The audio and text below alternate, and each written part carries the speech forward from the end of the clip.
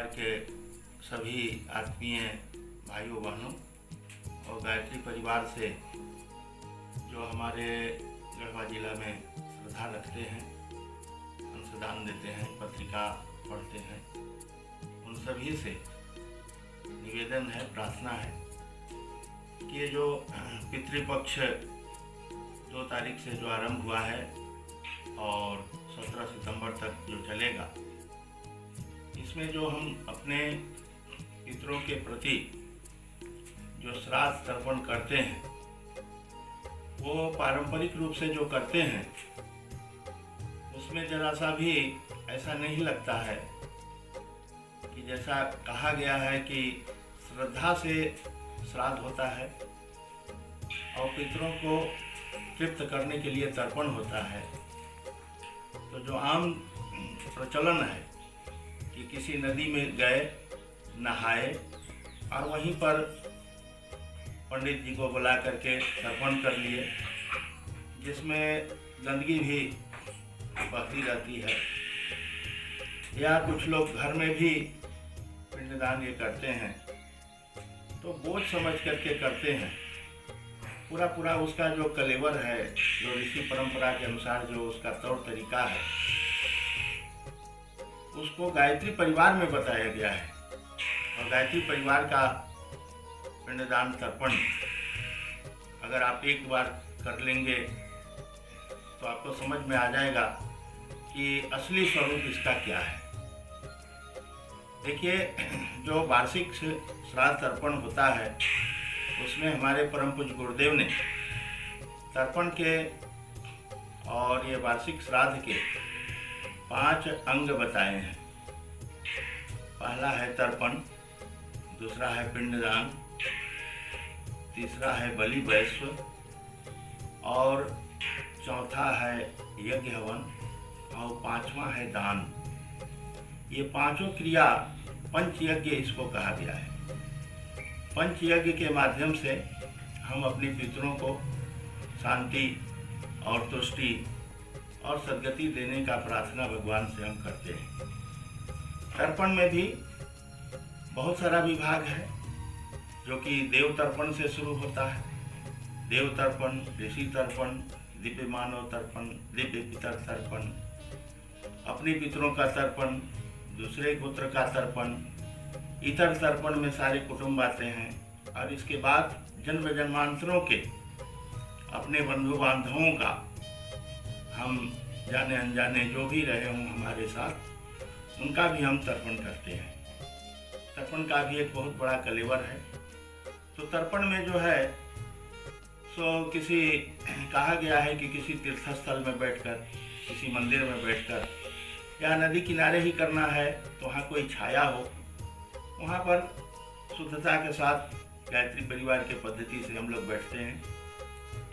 2 बड़ा भगोना होता है। एक भगोने में जल को पहले सुगंधित बनाने के लिए उसमें दूध डालते हैं, चंदन रोली डालते हैं, अक्षत फूल डालते हैं, तिल जौ चावल डालते हैं उसकी गुणवत्ता बढ़ाने के लिए। और इसके बाद तब फिर हम संकल्प करके, देव पूजन करके, स्वस्ति वाचन करके और तब हम तर्पण शुरू करते हैं। तर्पण कर लेने के बाद हम पिंडदान करते हैं, अपने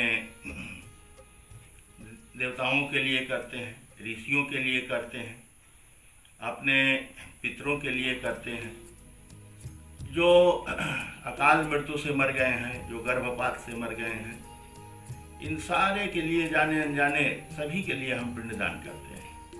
तो पिंडदान का भी 12 पिंड सामान्य रूप से करने का इस तरह से विधान है। पिंडदान के बाद हम बलि वैश्व करते हैं। बलि वैश्व में पंच बलि का विधान है। गौ जो देव जोनी का, देवलोक का पशु माना गया है, जो परमार्थिक पशु है, हम उसको सबसे पहले अन्न निकालते हैं। भावना करते हैं कि गो जैसी प्रवृत्ति हमारे अंदर भी विकसित हो और हम भी देवोपम अपना जीवन बना सकें और दूसरा है कुत्ते को देते हैं। श्वान जो है सो उसका घ्राण शक्ति बहुत तीव्र होता है और घ्राण शक्ति के माध्यम से कहा गया है कि हमारी श्रद्धा का भाग यमलोक तक, पितृलोक तक पहुंचता है। और कुत्ते स्वामी भक्त होते हैं, सेवा भावी होते हैं, तो ये सब प्रवृत्ति भी हमारे जीवन में उत्पन्न हो, इसके लिए भी उनको देते हैं। फिर कौवे को बलि देते हैं, अन्न देते हैं। कौवे के बारे में कहा गया है कि वो मलिनता निवारक उनके अंदर सामर्थ्य है।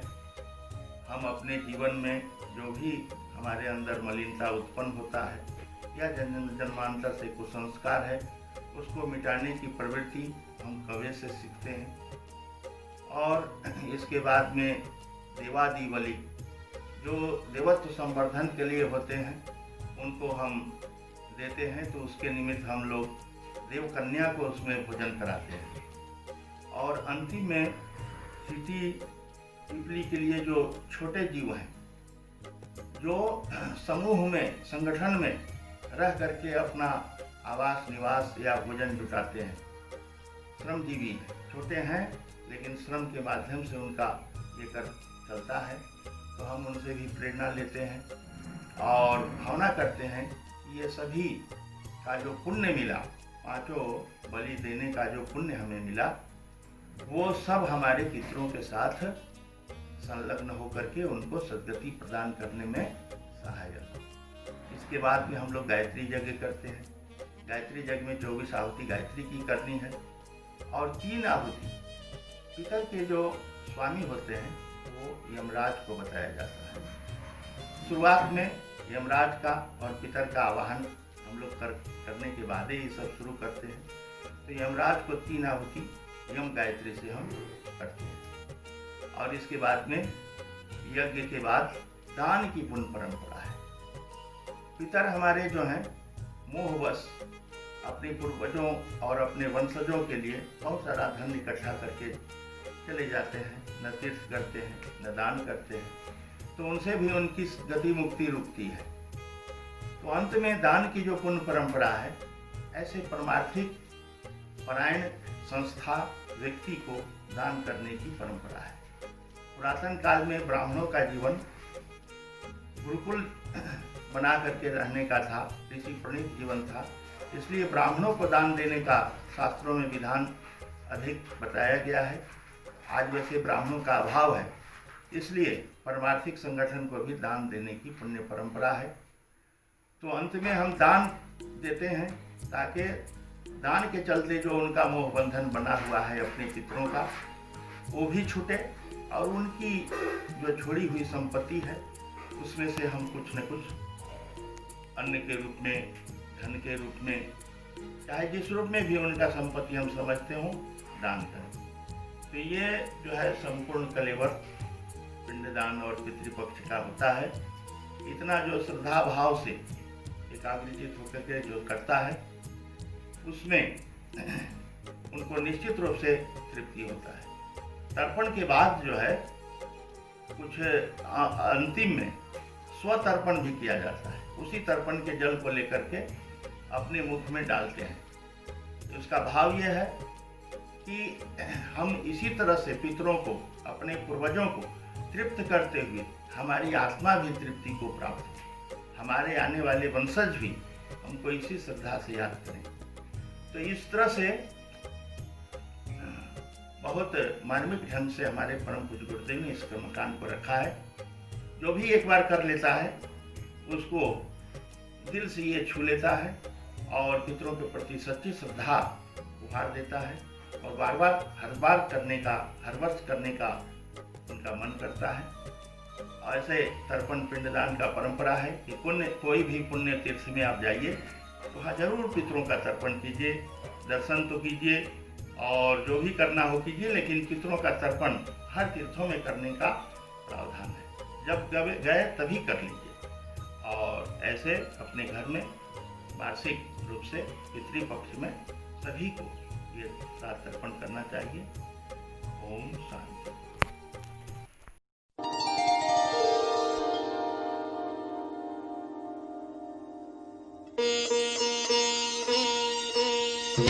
है।